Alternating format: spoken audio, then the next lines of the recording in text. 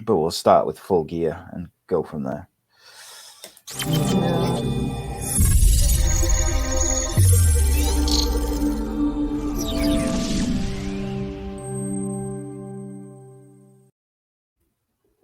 Hey guys, I'm Sai and welcome to A.C.E Podcast Nation, the home of the Keepin It Real wrestling podcast series, where we just jam-pack wrestling conversation, news, and anything else into 45 minutes to an hour and just go where we go. We flit around from different promotions, stories, and anything. We just go where we go. It's always a lot of fun. And you can watch the video version, youtube.com/A.C.E Podcast Nation. We try to do it every Saturday night, but sometimes we miss a week. But there's also loads of other shows and series on the channel, and you can get the audio versions at all the usual place is podcast and radio platforms. And equally, you can check out my guest, my co-host, my friend's channel, youtube.com/Andrew Thompson interviews for the best wrestling interviews on the internet.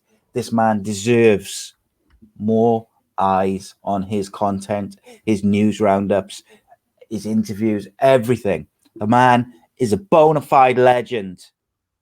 PostWrestling.com's writer and interviewer. Top guy, Mr. Andrew Thompson. Welcome, my friend. How goes it? I appreciate you having me on, man. As always, congratulations on the 1,000 subs on the YouTube channel. Thank you, my friend. I appreciate that. Major milestone right there. Well deserved. It's really weird, mate. Like, I felt like I was stuck on 900 for forever.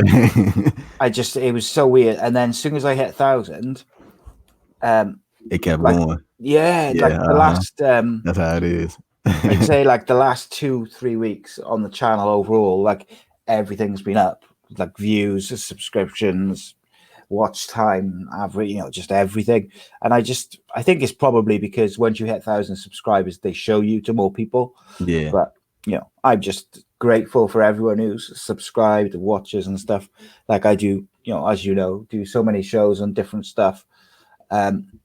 This is one of the shows I enjoy the most because me and you, we get on really well, and we just go and we just talk about as much stuff as possible in like you and Andy Campbell, y'all killing it. It's going well, mate. We got some big Premier League players coming on soon as well, and my mental health in sports series, which comes out every Sunday, that's going particularly well too. I've had some really nice messages about that. It was funny. I actually, not funny, but like I listened to one of those shows. I won't say it. It fit like real recently. I had it in the background while I was doing my news roundup. That's that's a really great show. Like really great. Like you should consider like trying to.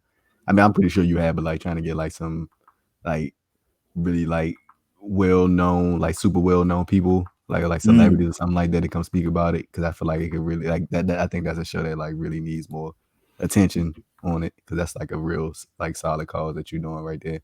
Thank you, my friend. I appreciate that. It's funny enough, someone, a friend of mine who works within Talk Sport and football industry, he gave me like a contact and said you should try and contact these people because they'll help you get it on like TV or radio and stuff.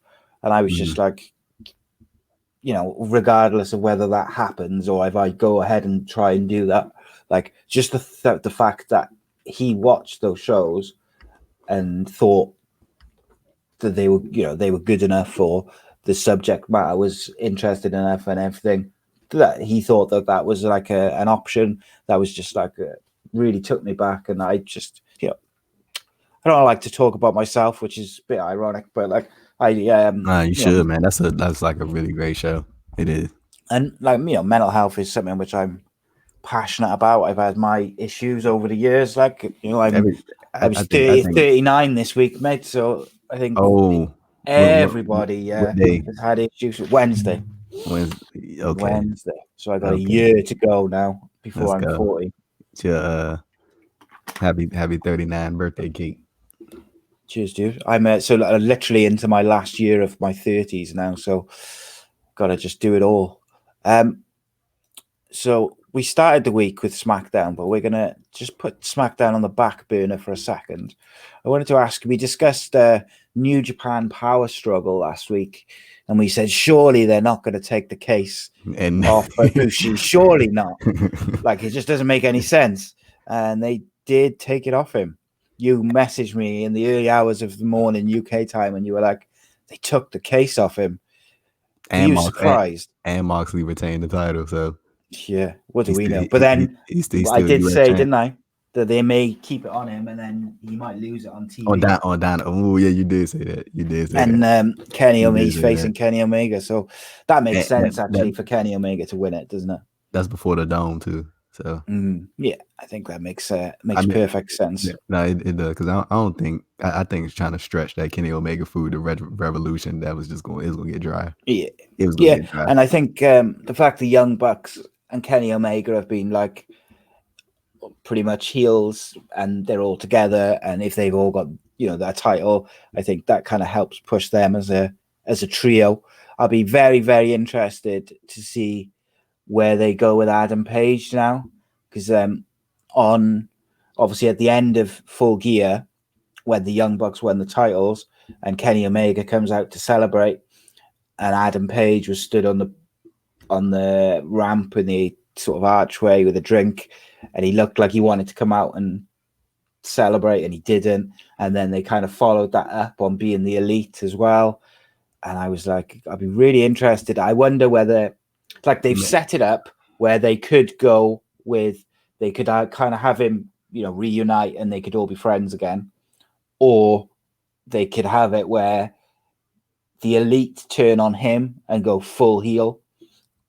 Or he could turn on them, and whether it be a line with FTR or something. Yeah, they've set it up real nice.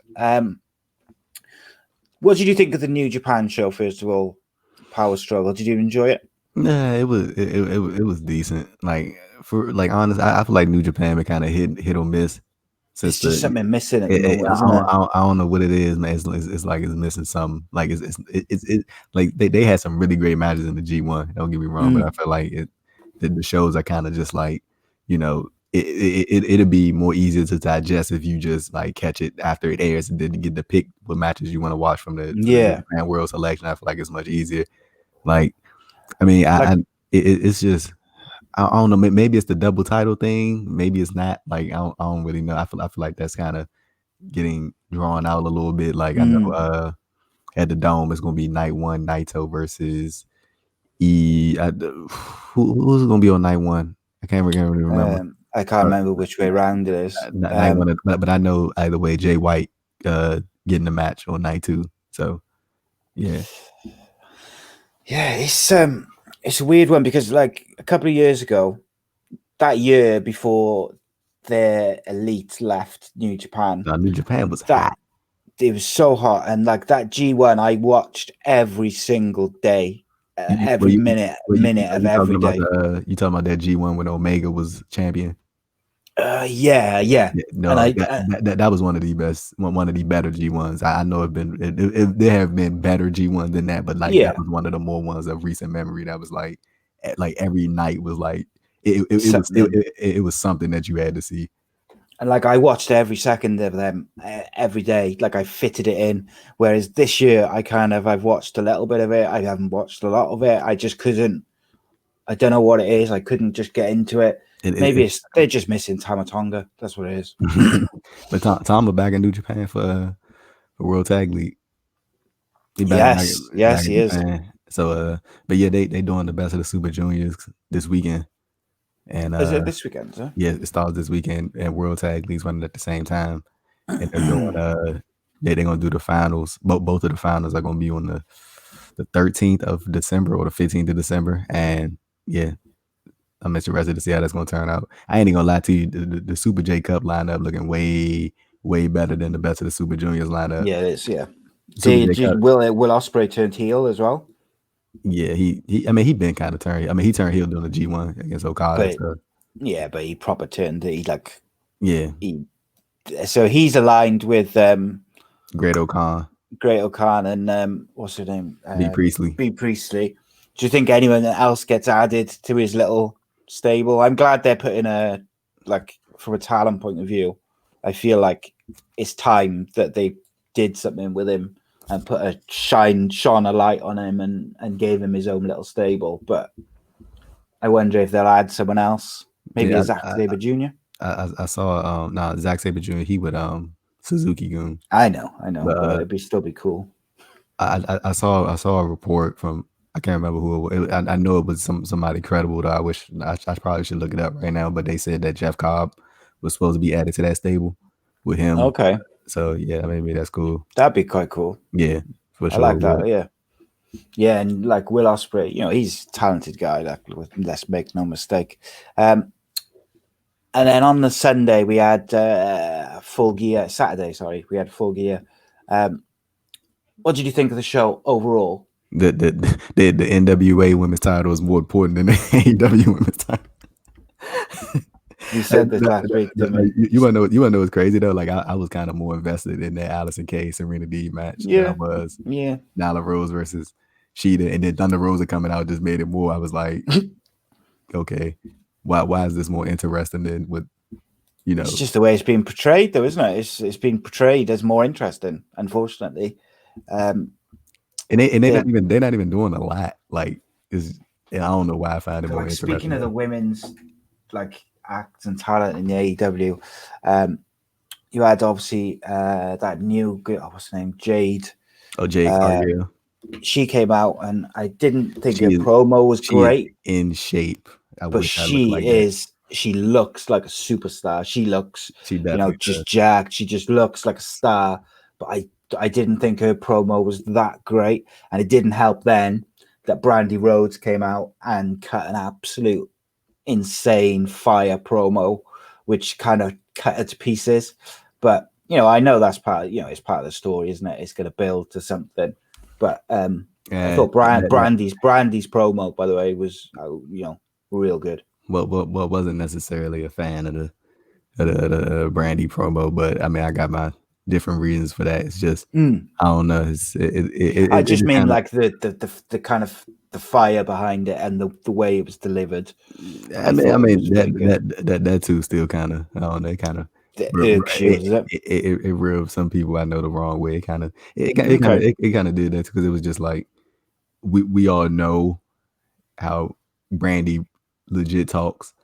Like we know how she really talks, and like it was just the notion of her like coming out and speaking with that certain verbiage towards another black woman, and then using certain verbiage and putting out this image of how black women act towards each other and stuff like that, and they upset and like shit like that. So I think it mainly honestly had to do with people know how Brandy Rose like really is opposed to like her real personality, and it was just like, I don't know, it just ain't rubbed me the right way. But I did like the initial exchange between Jade and Cody. I think she came off real well. Her promo wasn't great, but you could tell she knew. You could tell she knew. Like, it's her first time on TV, and she in front of thousands of people watching her. You know what I'm saying? So I think she did good. She bringing Shaq in. That's interesting. Big Shaq. I mean, Shaq. I think Shaq re-signed with TNT not too long ago. So I mean, he was bound to get. He was going to be on there at some time. He was going to get something. I mean, if Shaq put the work in, then hell, shit. I mean, it'll get him some eyes, mate. If nothing else. But can you imagine the mainstream media attention they're going to get if Shaq get announced? WWE is probably in the process of trying to contact Shaq and say, "Please, we'll give you double money if you don't do it." Bro, cause Shaq is a legend, bro. Like, he's even to me who doesn't follow basketball in any way. I know who he is. I know that he's a legend of the sport, and I know he's been in films and TV and all sorts. Like, mainstream media wise, he's gonna get all the attention. And didn't Shaq do something with Big Show at Mania 32 in Dallas? Yeah, they did because they were trying to set up a match, weren't they? So he's obviously done like a little bit of wrestling But he been on work and WWE a stuff. few times. Yeah, but I mean, they were really talking about like a one-on-one match with the Big Show. So I'd imagine he's done like some training, a little bit. He was at the Nightmare Factory recently. Okay, yeah, it'd be interesting what they do. Hold that off until Revolution, please. That does not need to be rushed. Yeah, That does not need to be rushed. what did you think of the Full Gear opening with Hangman and Omega, and how did you think about how it played out in the match? I think it was a solid match. I don't think it was like some grandiose greatest match of all time. I don't think it was that. No. Like it was a real good match. I liked it for what it was. I think Solid opener. I think this thing for Omega should have, they should have been kicked this off. But I mean, like hindsight being 2020, I mean, I think it kind of was the right move to kind of hold off on Omega because you wanted to establish everybody else, even though Omega isn't necessarily, well, he wasn't super established to a national audience. But Yeah, I think it's it's time. And Moxley had a good how long Moxley been champion for coming, bro? It almost been, bro. about a year, isn't it? No, real Not shit. quite Like a year. real shit. If I was about to say, I don't know why I was about to say 2 years, but it'll be a full year in February if he beat Omega in December. But I don't think he's gonna beat Omega. I think Omega is gonna win that. Moxley had a great reign, bro. He had a great reign. I think I've really enjoyed his work, particularly with Eddie Kingston this last feud. I've been really invested in that. I think. Wait, time out. So real quick, I ain't gonna cut you off, but something just came to my head. We go right back to it. But did you see that man Leon Ruff win the NXT North American title? I was did, so happy, I saw bro. the clips. That was so cool. But you want to know what I think that means? You want to know what I think that means? Go on. Dropping that title to Karrion Kross. No, but he's not back for ages, is he? Yeah, I mean, yeah. I mean, remember when I think Karrion he debuted, he beat Leon Ruff. That was his first match. Okay. Yeah. No. Yeah, but then, do you think they'll give him like a proper run, or do you think they're gonna drop it like next week or something? Like honestly, bro, like especially me, like over the past year or so, I've just grown to learn that wrestling is wrestling, and sometimes there are transitional champions. Like me and you was even talking about it. Like if Eddie Kingston was a transitional champion for Omega, like that's just what it is. Okay. So I mean, at the end of the day, you still champion. Like you're still at the top of the card. You're still in a prominent story. And I mean, when you look at it, Johnny Gargano was a transitional champion. Motherfucker won the title 2 weeks ago, and he lost. Like, you know what I'm saying? So they, I'm not sure. I just got a bad feeling that they're going to take it off him like next week or something. But it was a big shock. I did not expect it at all. Definitely. So it was a cool moment. In terms of Kenny Omega, I just think now's the time they've really got to push him, and they've got to make him into that best wrestler in the world kind of character. Like, it's not just about giving him the name, the cleaner, and then putting him as champion. I feel like they've got to install him as like the best wrestler in the world. So, like after the second Okada match, where he was like, his character was basically that he believed he was the best. No one was as good as him. He could beat them, even if it went to like an hour and over an hour, he could still grind it out or whatever. I feel like that's the way to go with him. But Adam Page just interests me. Like, he just connects with me. Like, whether he's doing like a comedy bit or he's doing a serious bit or an emotional bit, I want to watch him when he's on the TV. And that's really good. But I feel like other people feel the same about his character and about him. And I just a little bit concerned that they might miss the boat with him because they've kind of teased it a couple of times. He's lost his 2 big matches. They're obviously going to give Kenny Omega, or I would think they're going to give Kenny Omega a big run now with the title. Like, when do you see, if you see Adam Page getting his kind of big main event slot or push, or at least like right at the top of the card? Honestly, I don't see Hangman winning the title until, because I don't even think he's gonna beat Kenny for the title. I think if anybody is going to end up beating Kenny for the title that I can see right now in AEW, that Oof. Man, I can't even think of nobody right now, to be honest. But I mean, it's gonna be interesting. I don't think Heyman gonna win the title though. Not anytime in the near I wonder. future. I don't think so. I think he'll probably be TNT champion though. Yeah, I wonder whether they may. Right. So if he reunites with the Elite, which I do think is a slight possibility, by the way they set it up on TV and stuff this week. If they reunite as the Elite, I see him having a run as TNT title champion. If he doesn't reunite and he goes his separate ways in whatever way, I could see them building him up over the next year, and next year's kind of Full Gear being, because Full Gear was almost like named after him. If you remember, like from the being Elite stuff, he was going everywhere in his Full Gear. So I wouldn't, maybe like next year's Full Gear, they like build him with like this storyline that he can't win the big one, and then he eventually beats someone for the big one, whether it be Omega, which would be like a full circle. But he's so talented, he just interests me.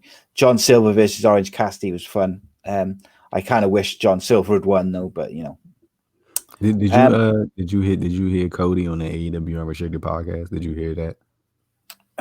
Which bit was that? The bit where he said about headshots? Yeah. Jesus fucking Christ.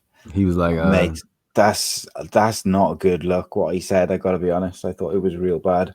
But I would have kept that to myself. Yeah, you don't need to say that.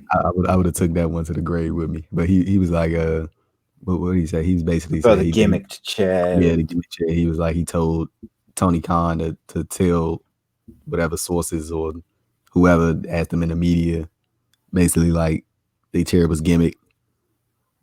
And like he told the part about John Moxley and Tony going in on Sean Spears after the show.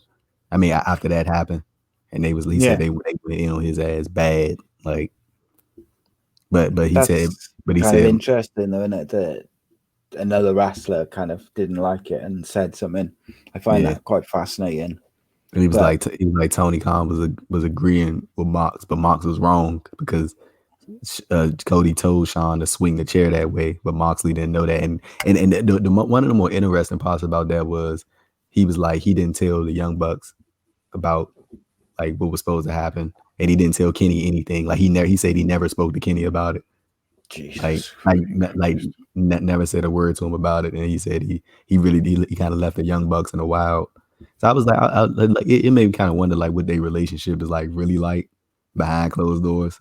Yeah, like, I mean, like if you wouldn't even include like y'all working together, like y'all should be cluing them in, shouldn't you? Y'all are like top executives running a wrestling company. Like you would think. I'm pretty sure me and you was in the same position. I'm like, hey, I'm gonna let this dude clock me upside the head. I'm pretty sure you would want to be like, okay, you want to tell me that, right? Yeah. Like you want to, I should know that. So it kind of made me wonder like what they like. Don't they kind of make you wonder like what their relationship is like really like? Because the fact that you wouldn't even tell them, like, that's weird though.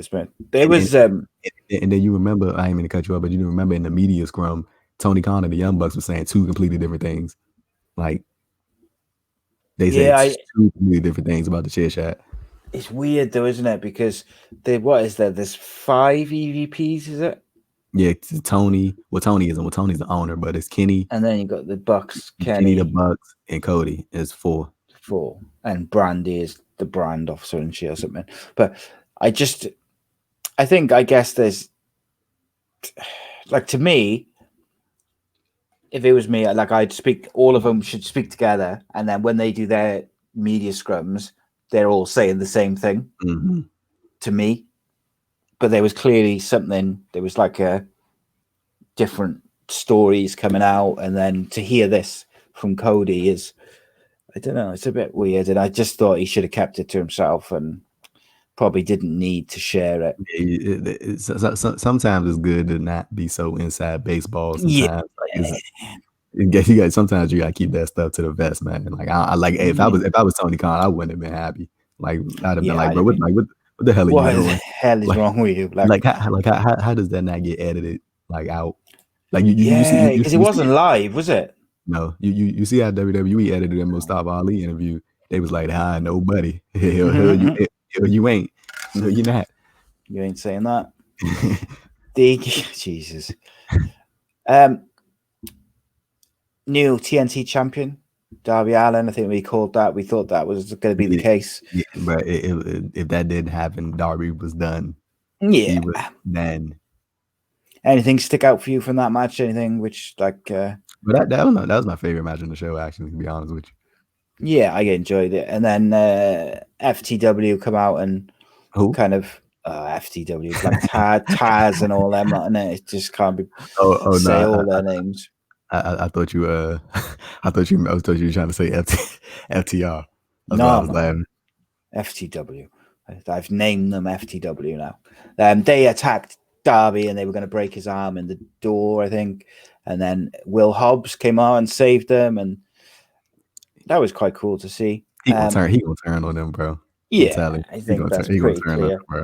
Out of those Taz guys, Team Taz, which one of those do you think is most likely to win the TNT title when Darby Allin drops it? Ricky Starks. Yeah, I think so. What do you think of Brian Cage? He a Trumpy. Is he? Yeah. Okay. I mean, but just for the sake of your podcast, just for the sake of your podcast, I don't know. I mean, he does some incredible stuff for a guy his size, but there's just something missing for me. Like I don't know if it's like the emotional connection. Like as a heel, I never get that feeling like I want to see him get his ass kicked. And as a face, I never kind of. He's not believable as a face in the slightest. No, there's no way. He's just too massive, isn't he? But I think he is good for like a stable situation like what they've got. Ricky Starks has got the potential to be. He's the star of the group. Yeah, and I think they should build around that. And I think he could be a real main eventer in there. Brian Cage can't talk. Yeah, no, it's not. Ricky Starks can talk. Ricky Starks don't need tags, bro. So here's a question. Was the AEW tag team match between FTR and the Young Bucks the greatest tag team match of all time? As I saw a couple of people on social media say. No. No, it was not. The greatest tag team match of all, but it's subjective. It was good. Of course it's subjective. Bro. I mean, it was a good, like, to me, the best tag team match that I've seen. DIY versus that was for sure one of the best tags. But to be honest with you, I'm not even gonna lie. I think the Bucks and Hangman versus the Bucks versus Hangman and Omega Revolution was better. Awesome. Yeah, I think that was. I thought it was a good match, though. I thought it was really good. Yeah, it was a good match, bro. Like, it was a good match. That dash route, that forfeit. I was not expecting that. No. He pulled that out from. Yeah, it was cool. But like when you consider Matt's injured as well, as I think that obviously that adds to it. Were you surprised they took the titles off FTR so soon, or do you think because they put that stipulation in, they just had to? Yes, the stipulation, you had to, bro. You had to. But I'm curious to see like where the Young Bucks got. I know they defend the next week against Top Flight. Maybe they do the FTR rematch, but I think.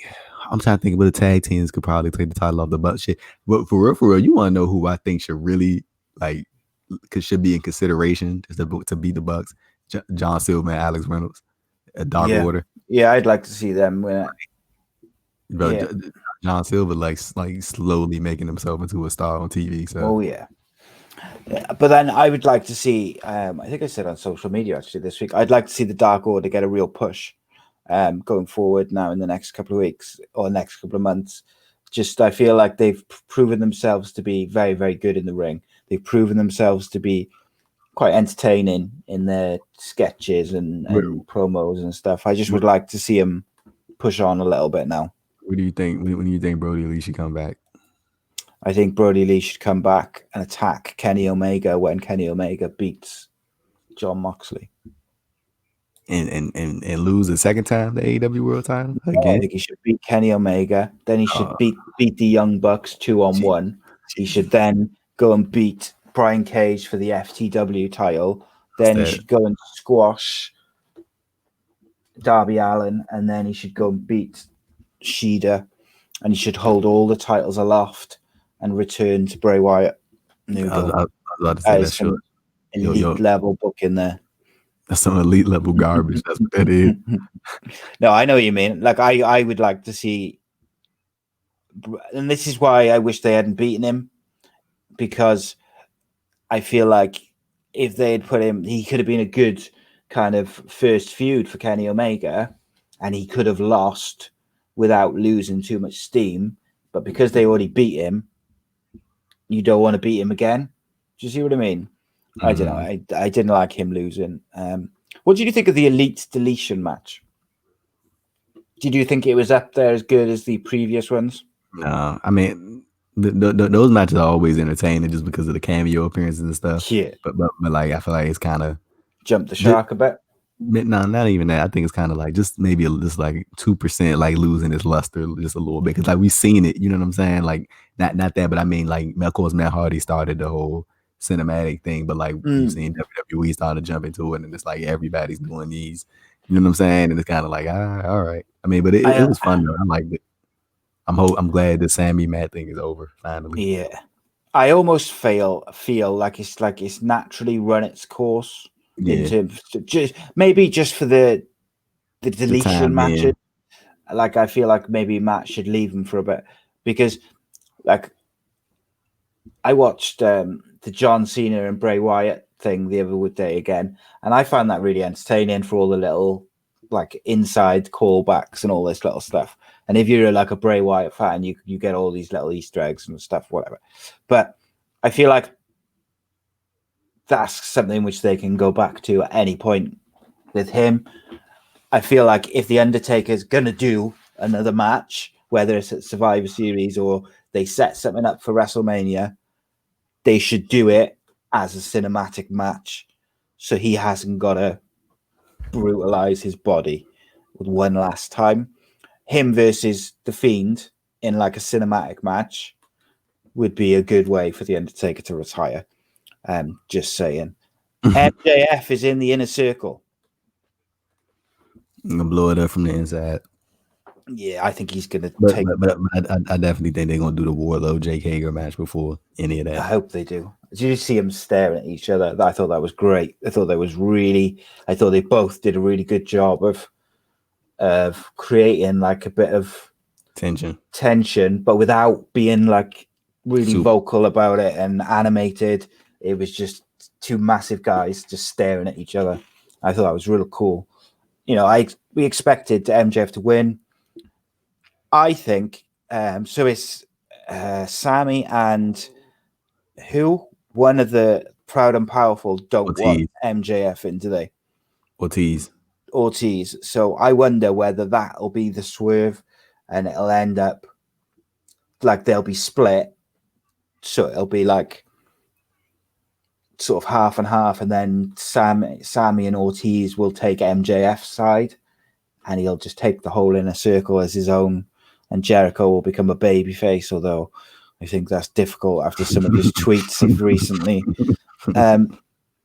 I was very upset that Eddie Kingston didn't win, not because I expected him to win and I was like, oh my God, I can't believe they booked Jon Moxley to beat Eddie Kingston, but just because his promo work, his momentum, like he invested me emotionally more than I think probably any other wrestler has in a very long time. He's just very, very, very good. I think going into it, Eddie Kingston had a lot of steam, behind him and a lot of fanfare. I mean, I think that's kind of the thing with some of these like championship matches. Like when they build up these people, you build them up so well that you assume that they're going to win. But I mean, whole time, that's the whole point, is to get you super invested in this thing. But you're not going to end up beating the guy. But I mean, I don't think anybody would have been mad if Eddie Kingston won. I think a lot of people kind of wanted that to happen. But like long term, I think the better matchup TV wise, like if you promoting a Dynamite, is Moxley Omega. I think that was the better option. Not saying that Eddie couldn't have went out there and killed it with Omega, but I think if you talking like you trying to bring in viewers, you know what I'm saying? Like Yeah, for sure. With a big Dynamite, I think Moxley and Omega, that's the way to go. So I'm going to, because we're going to finish up now in the next 5 minutes. So what I'm going to do is I'm going to name 5 things that have been on TV this week, and I'm going to ask you to give you your opinion of what happened. And yeah, man, Lio Rush got announced for the challenge. Did he? Do you know what that is? The challenge. That's that. I saw something about it, but I don't really know what it is. It's like one of the most popular shows on MTV. Like it's a competition show. Got it. Okay. They compete for $1 million. Wow. Like it's like a legit competition show, but like it's like really entertaining. It's like a really great I might show. watch that. Might watch that until he either wins it or drops out of it. Yeah, I really like Lio Rush. Bro, Lio Rush got like a lot. Like he like that MTV The Challenge, right? That's a way to cross over into the mainstream. Like it really is. Yeah, for sure. Dude is in a Power Rangers movie coming out. He about to he's working. He doesn't need WWE. He didn't need them. He's working MLW.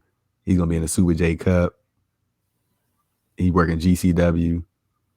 Do you know what I love about Lio Rush is when he was in WWE, before he was in WWE, is that man knows his value. That man knows his talent. And if the people he's working with don't know it, he'll tell them, and he'll tell them straight. And if they're not on board, then he'll go and he can do his own thing, whether it's releasing music or going to do films or going to New Japan or going on this competition. I love that drive and I love that belief in himself. I find it like contagious. I can see why he maybe rubbed some people up the wrong way, but that's like everything which I've read about him hasn't necessarily been like that he's arrogant. He's just got this unbelievable self-belief, and he should, because he is so talented. And bro, this man crossed over into the mainstream, bro. He's on one of the most. He did it without exactly backing of like WWE or something similar. This man is about to be on one of the most popular TV shows on cable television like next month.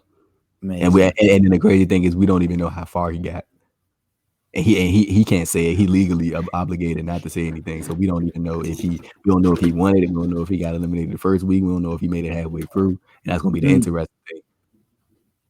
Yeah, I'm gonna have to check that out. You should. It's really a good show. Like, no lie, it is good. Right. So 5 things from wrestling TV this week, and you're going to give me an opinion on each one.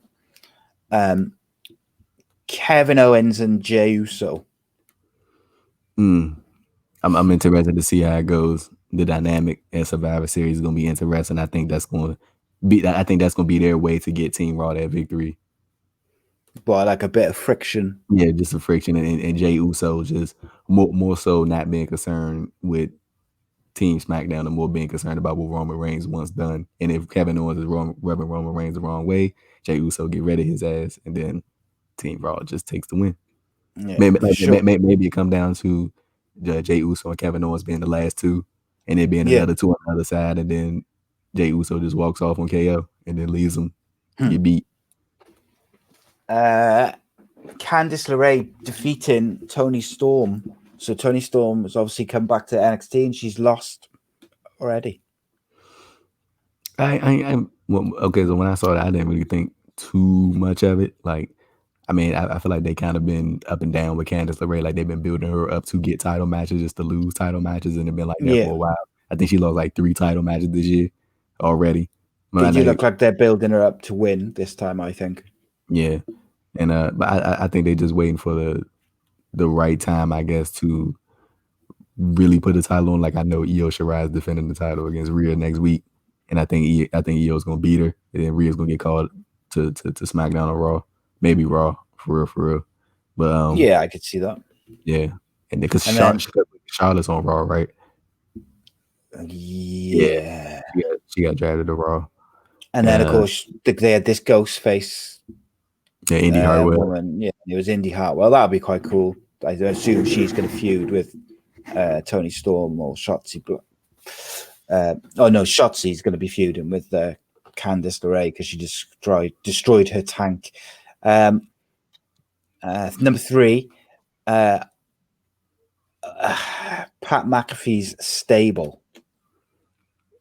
I'm intrigued. I mean, I feel like they've been. I mean, I was always interested to see how the thing was gonna go with Ridge Holland, but he gonna be out for a long time. Unfortunately, he caught a bad break. Of course, the time he finally gets spotlighted on TV, something like that happened. I know that sucked, but I mean, they got a Pete Dunne in replacement, so I mean, I'm interested to see what's gonna happen going forward. But maybe shit. No, I ain't gonna say. I ain't gonna put that bad energy out into the world. I'm about to say that McAfee gonna fucking beat Leon Ruff for the North American title or some shit like that.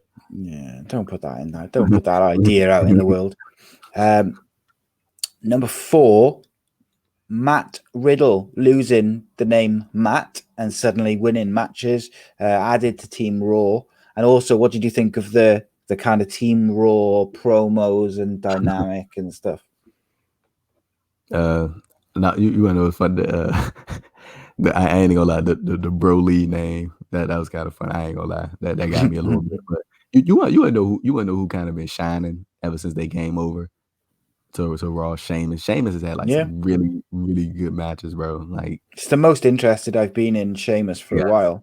He has been like really, really great, like over the past couple weeks and months and stuff like that. So I'm glad to see Sheamus getting that shine. As far as Matt Riddle goes, he kind of in a rough situation right now. I mean, let me ask you, do you think they dropped his first name because of the I mean, I guess it doesn't hurt, does it, that like it's difference in SEO and stuff. I would say it doesn't hurt, but ultimately, if you search Riddle WWE, it's still going to come up with the same stuff. So I don't think that's necessarily the reason. I just don't think it hurts. I believe he's going to turn heel very soon, judging by reports and the way they kind of positioning him. I'm just not sure who he's going to turn on yet. But I think he'll probably get eliminated during the Raw in the Survivor Series match, and then he'll turn. Seth Rollins was going to eliminate him. Yeah, probably. Did you see the story out there about Seth said he wouldn't work with him or something? Well, yeah, I saw that too, but they like a story out there that Seth was taking time off. I wouldn't blame him or be surprised. That man's worked non-stop.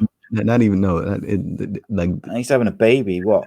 That's what I'm saying. Like, when's Becky's baby due? Soon, isn't it? Because I think she said she found. When was WrestleMania tape?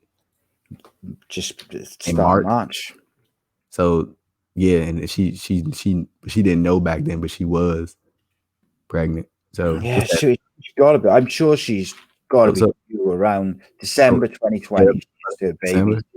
Yeah, so he's going to be off TV soon, and in any other business around the world, at least in the UK, as a father, you get 2 weeks off work paid.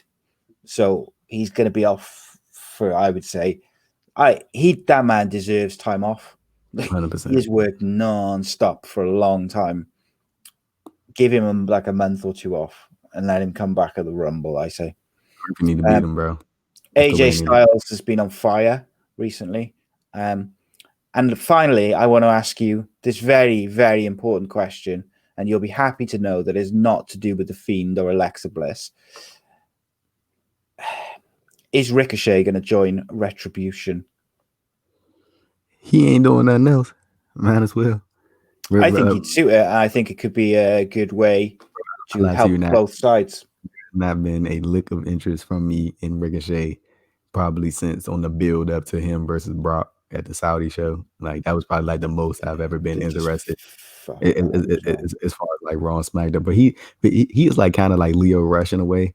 Like, he's so extremely talented, but they could be doing so much more, but like they're not. So. But that Brock Lesnar match, the reason I was so interested in that wasn't because I thought Ricochet was going to win. I never thought that was the case. But what I thought was he's going to be a great match. Do some amazing stuff with Brock, like some really creative like stuff that no one else could do with Brock Lesnar, and he just I don't know, they couldn't be bothered. So I was disappointed. I'd put him in Retribution. I think he could be quite good. You remember how over Ricochet was in NXT? Yeah. When he did, I'll never forget the moment I watched him jump out of the ring and land on his feet to face with Velveteen Dream. That was one of the most, like, as an adult fan, that's one of the biggest, like, kind of like, oh my god moments that I've ever had. I was just like, fuck. Firefly Funhouse, they didn't do one this week. However, what they did do with Alexa Bliss, I thought was very, very good. With her and Nikki Cross, I think Survivor Series pre-show, we get Nikki Cross versus Alexa Bliss, and Alexa Bliss comes out in some sort of fiend getup, and she just decimates her. I wouldn't be surprised if they do like a, like the old kidnap angle with like Kane and Undertaker or something, and like they take Nikki Cross to the Firefly Funhouse, and she joins them as well. I wouldn't be surprised if they do something like that. But yeah, it is what it is. I thought it was. See, I'm really enjoying SmackDown at the moment. I think it's very good. I'm really enjoying AEW at the moment. I think it's excellent. NXT, it's all right. But it's just all right. It's not great. Raw, the bits I enjoy, I really enjoy, but the rest of it is dog shit. And I need to catch up on New Japan and Ring of Honor and Impact, because I've heard they're all doing quite good stuff. Apart from, obviously, I've seen some New Japan. Let me tell you, bro. I think NXT, since moving to the USA Network, ain't got nothing on NXT when it was 1 hour on the Bro, you remember that one segment where Aleister Black was looking for Johnny Gargano, and he came through the back and like black mask, like the security guards, and like he beat the shit out of everybody else, and then he went up and jacked up William Regal, and then Gargano came back and hit him. Bro, that was like one of the best segments NXT It was awesome, wasn't it? It was awesome. I'm tired. NXT on the USA Network, I mean on the WWE streaming service was different. Like it was great, but it was just an hour. They just build into those paper, like the specials. They didn't care about anything else. It was just about them. And I know they say now, it's just it was so great, bro. I'm tired because they had time to like figure stuff out and like had time to build these great storylines. Like I was like, but ever since they moved to the USA Network, week to week, see it once, isn't it? Yeah, it's just been like, like I mean, they used to build for 3 to 4 months, didn't they? Like it would be like long-term storytelling. Now it is like just typical WWE, seat of your pants, book it week to week, and it shows, unfortunately. Right, Andrew, I know you are a very busy man. I know you've got stuff to do. Look, mate, I really, really appreciate you finding the time to chat to me. We shoot around, and I could talk to you for another hour easy about various things and wrestling, because I always enjoy it. But you're a busy man, and I'd rather get you for like 45 minutes to an hour each week than have you like every now and again for 2 hours, because I'm greedy. But I appreciate you, man. Tell the people what you got coming up, where they can find you, all that good shit. Check out the YouTube channel at Andrew Thompson Interviews. Got some interviews coming up on the channel over the next couple of weeks. And go run them numbers up on the ACE Podcast YouTube channel, man. ACE Podcast Nation. Gentlemen. The good folks. They go for 1.13K. What was that? I'm tripping. 1,100. Is that what it's on now? Can't fault it, see. Yeah. Just subscribe to all this good shit. It's always a pleasure, my friend. And you enjoy the rest of your evening, weekend. What time is it there now? 4:54 p.m. That's not too bad, is it? It's not bad. It's decent. So it's 5 to 10 here in the evening. I'm going to pick my wife up now, and then going to go to bed. You want to SmackDown Live or no? No, I doubt it. I tend to watch it in the morning with a cup of coffee. it's just that little bit too late for me. I'm an old man now, mate.